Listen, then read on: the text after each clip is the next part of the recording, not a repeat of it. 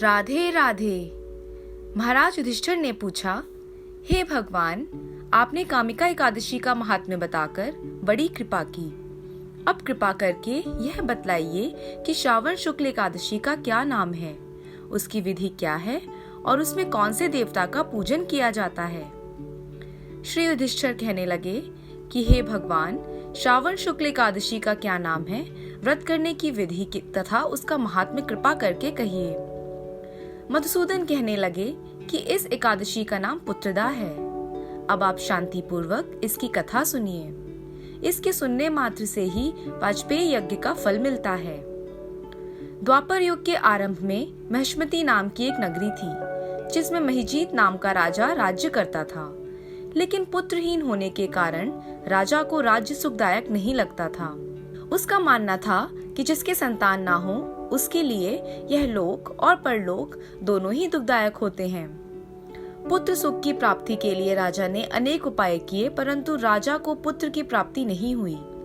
वृद्धावस्था आती देखकर राजा ने प्रजा के प्रतिनिधियों को बुलाया और कहा, हे प्रजाजनों, मेरे खजाने में अन्याय से उपार्जन किया हुआ धन नहीं है। ना मैंने कभी देवताओं तथा ब्राह्मणों का धन छीना है, किसी दूसरे की धरोहर भी मैंने नहीं ली। प्रजा को पुत्र के समान पालता रहा। मैं अपराधियों को पुत्र तथा बांधवों की तरह दंड देता रहा। कभी किसी से घृणा नहीं की, सबको समान माना है। सज्जनों की सदा पूजा करता हूँ। इस प्रकार धर्म युक्त राज्य करते हुए भी मेरे पुत्र नहीं है, सो मैं अत्यंत दुख पा रहा हूँ। इसका क्या कारण है? राजा महिजीत की इस बात को विचारने के लिए मंत्री तथा प्रजा के प्रतिनिधि वन को गए। वहां बड़े बड़े ऋषि मुनियों के दर्शन किए। राजा की उत्तम कामना की पूर्ति के लिए किसी श्रेष्ठ तपस्वी मुनि को देखते फिरते रहे।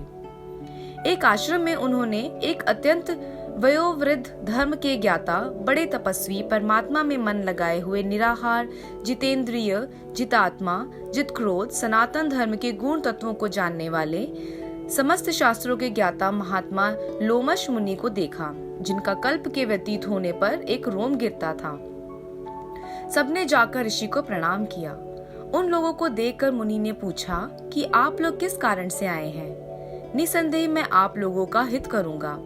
मेरा जन्म केवल दूसरों के उपकार के लिए हुआ है, इसमें संदेह मत करो। लोमश ऋषि के ऐसे वचन सुनकर सब लोग बोले, हे महर्षि, आप हमारी बात जानने में ब्रह्मा से भी अधिक समर्थ हैं। अतः आप हमारे इस संदेह को दूर कीजिए। महिष्मतीपुरी का धर्मात्मा राजा महिजीत प्रजा का पुत्र के समान पालन करता है, फिर भी वह पुत्रहीन होने के कारण दुखी है। उन लोगों ने आगे कहा कि हम लोग उसकी प्रजा हैं, अतः उसके दुख से हमें भी दुख है। आपके दर्शन से हमें पूर्ण विश्वास है कि हमारा यह संकट अवश्य दूर हो जाएगा, क्योंकि महान पुरुषों के दर्शन मात्र से अनेक कष्ट दूर हो जाते हैं। अब आप कृपा करके राजा के पुत्र होने का उपाय बतलाएं।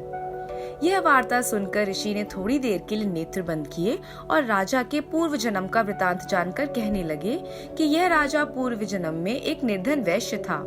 निर्धन होने के कारण इसने कई बुरे कर्म किए। यह एक गांव से दूसरे गांव व्यापार करने जाया करता था। एक समय ज्येष्ठ मास के शुक्ल पक्ष की द्वादशी के दिन मध्याह्न के समय वह जबकि 2 दिन से भूखा प्यासा था, एक जलाशय पर जल पीने गया। उसी स्थान पर एक तत्काल की ब्याई हुई प्यासी गौ जल पी रही थी। राजा ने उस प्यासी गाय को जल पीते हुए हटा दिया और स्वयं जल पीने लगा। इसलिए राजा को यह दुख सहना पड़ा। एकादशी के दिन भूखा रहने से वह राजा हुआ और प्यासी गौ को जल पीते हुए हटाने के कारण पुत्र वियोग का दुख सहना पड़ रहा है।